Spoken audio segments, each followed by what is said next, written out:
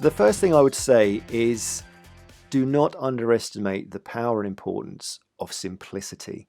The simpler your idea can be communicated, the better. And often we just fall into this trap of making our ideas sound a little bit too clever, a little bit too sophisticated. And in the process, particularly in the early stages of communicating the idea, we lose people. They don't quite get it. And there's a few tools out there that are recommended, one of which I really like, which is the grandma test, which is if you explain your idea to your grandma and she doesn't get it, you probably are going to lose a large percentage of your audience, even those who work with this kind of technology or idea or context. You've got to be more simple than you think. And the key idea is pitching the outcome of your idea. What progress does this help people make? How will the future be different because of this? How will people's lives be different because of this? And start really, really simple. So I really enjoyed seeing the launch of the iPod for this particular reason. And when you think about how it might have been sold internally and externally, 2 or 3 things might have gone on. So the internal pitch, bearing in mind this was not the kind of stuff that Apple was making at the time. There was probably some sort of pitch around owning the next shift in music technology. We talked about this in Module 3, looking at great insights. But the reality is that if you were able to own the next shift in music technology, given that it would come from tape to CD, and now we're moving to MP3, into, you could perhaps foresee a shift to streaming. But at this stage, it's about there is a gap for a new kind of technology, and we could own that. So if you look at what happened next, they sold 400 million iPods over the ensuing years, and last year 2019 Apple made $46 billion through iTunes. So there was a compelling business story emerging there. Of course, they wouldn't have known how this thing was going to unfold, but there was a moment in time where people wanted mobile music in a way that was higher quality than what was possible before and without the inconvenience of CDs. So something compelling there. But the thing that I really loved was the pitch to the consumer, which was this: 1,000 songs in your pocket. That sentence is just loaded with meaning. Everybody knows that they want to access and manage their music and all of the problems that CDs create in trying to do that. You can just imagine all of the problems that suddenly solves for you. That's how it became the phenomenon that it did. One of the reasons I want to pick up on this is, that's a great story that Apple did there.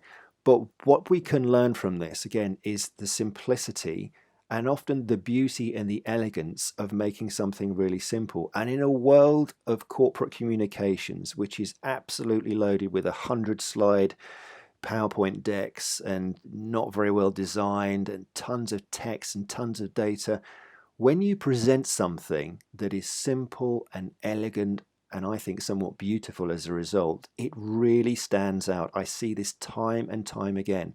It really pays dividends to pursue simplicity, and that in itself is a creative act. Copywriters and advertising agencies get paid millions for doing this kind of stuff. So take time to simplify both the business case and the opportunity for the consumer and the end user to engage with this. So again, a lot more in the book around that. Let's now move on to the second thing. So simplicity is the first. The second is the experience that we want to create for people. The more deeply that you can engage people with the importance of the problem that you're solving and give them an experience of how you want to solve it, the better.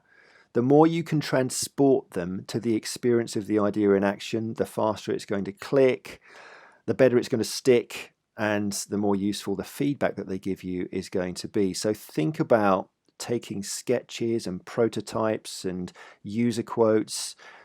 If you've already run an experiment, bring the experiment and the data that you glean from it. It's all going to help whoever is experiencing what you're bringing to give you better feedback and to help them make a better decision. I once worked with the head of innovation inside a global bank, and he had a really good piece of advice. it was this: progress, not PowerPoint. Take progress to meetings, not PowerPoint slides, because people like to see something that they can engage with that's really practical rather than just conceptual. So, I'm not saying don't take slides, definitely have your slides with you, but you might find that if you create the right experience for people, you won't even need them, because they just get what you're saying, they're engaged, they're drawn in. And again, we don't do this much inside large organizations. We rely on PowerPoint always. And yet my experience and that of many others in the innovation space is that if you give someone an experience of something, the more likely is that they're going to be able to engage with it more effectively. Okay, simplicity, experience. The next thing is passion. People buy passion. Enthusiasm is contagious. And we're more likely to trust people to deliver results if they bring energy to the table.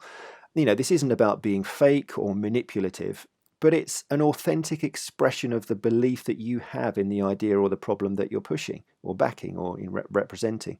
So when you're representing your idea, do it with enthusiasm, do it with energy, do it with belief. I mean, if you don't care about your idea, can you really expect others to? So create simplicity, create experiences, bring passion. I want to end by sharing 4 types of pitch that I think you're going to need in order to be an effective campaign manager. So let's have a look at those. So the first pitch, the first story that you're going to need is what I call the 5-second story. It's your entire idea as a tweet. It's the soundbite that you drop into conversations. It's the smallest, it's the simplest way to communicate the value of your idea. Now, remember what we said about simplicity.